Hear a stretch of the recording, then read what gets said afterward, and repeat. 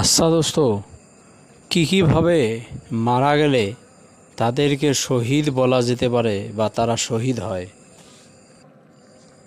6 প্রকারের মানুষ শহীদের মর্যাদা পাবে, কিন্তু তার ভিতরে অবশ্যই ঈমান থাকতে হবে।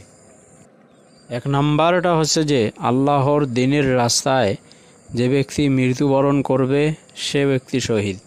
তারপর 2 নম্বরটা হচ্ছে যে পেটের পীড়ায় অর্থাৎ পেটের যন্ত্রণায় কাতরানো অবস্থায় যে ব্যক্তি মৃত্যুবরণ করবে সেই ব্যক্তি শহীদ। 3 নম্বরটা হচ্ছে যে আগুনে পুড়ে মারা যাওয়া ব্যক্তি, এবং 4 নম্বরটা হচ্ছে যে পানিতে ডুবে মারা যাওয়া ব্যক্তি।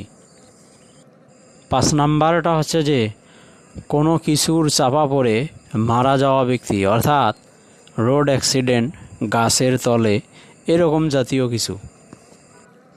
6 নম্বরটা হচ্ছে যে ওই মা যে মা গর্ভ অবস্থায় তার গর্ভের সন্তান প্রসব করতে যে মৃত্যুবরণ করে, অথচ দেখ আজকালকে অনেকেই অল্প একটু ব্যথা উঠতেই ওই মাকে নিয়ে যে সিজার করে।